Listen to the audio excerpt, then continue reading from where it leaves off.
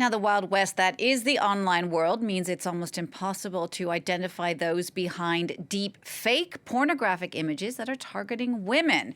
Sadly, it took the American superstar Taylor Swift to become a victim before many people began to wake up to the dangers of this global epidemic that's been driven by the rise of AI. A recent study said 98% of deepfake videos online are pornographic, and that 99% of those targeted were women or girls. We're going to talk more about this now with Annette Young, the host of the 51%. Hi, Annette. So celebrities obviously being targeted by deep fake pornographic images, and they're the ones that make the headline. But actually, this is something that really affects young women and girls, mostly being used for extortion purposes. And it really seems to have become a global epidemic. It really does, and it comes off the back of that report there where you were talking about cyberbullying. Because imagine, Jenny, if you're a 14-year-old girl, you wake up to find these deep fake pornographic images of you flooding the internet. And in a world where it is virtually impossible to track down the perpetrator, yet alone punish them, particularly if they are residing in another country. Now, layer across that, if you're living in a traditional, highly conservative society, and what it means not only to you, but your family as a result, it can be absolutely catastrophic for those young women and girls who are the victims of this deep fake technology. And of course, as you say, as a result of AI, it's now reaching an unprecedented level. In the same report, which said that 99% of victims are women and girls, it also established that 1 in every 3 deepfake tools in the US now allows users to access deepfake, or create rather, deepfake pornography. These videos are sometimes incredibly graphic, and for instance, seeing a woman being raped or assaulted in the most appalling fashion. They take less than 25 minutes to create, and they cost absolutely zero to make.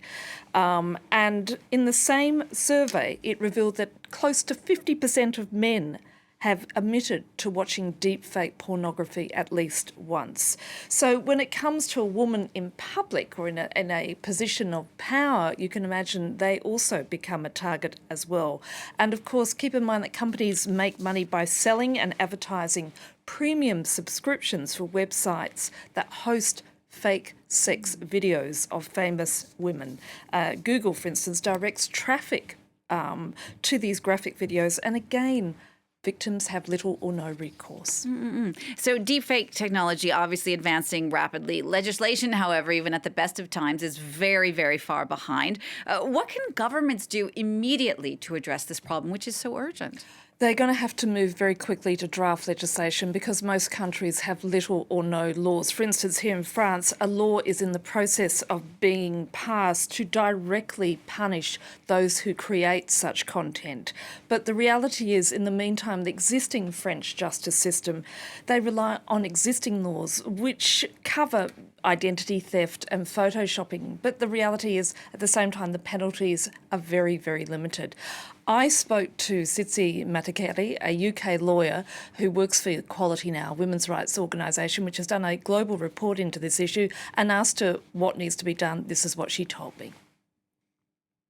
I think our governments need to take urgent action to put in place the right laws that protect women, and also to make sure that the laws that they put in place take into account that we have evolving technologies. But at the same time, it's not enough for a single government to just make sure that its laws are right.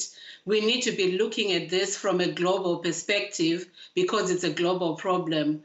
So what we also want to see is governments putting in place mechanisms that allow for international cooperation, and that way it will be easy to detect where the victims are located as well as where the perpetrators are located.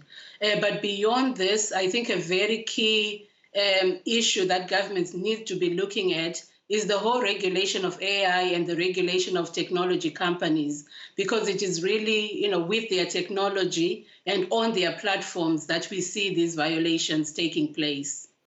Annette Young, thanks so much for coming on the set. And you can find the special edition of the 51% on gender bias and AI on France24.com. Thank you so much.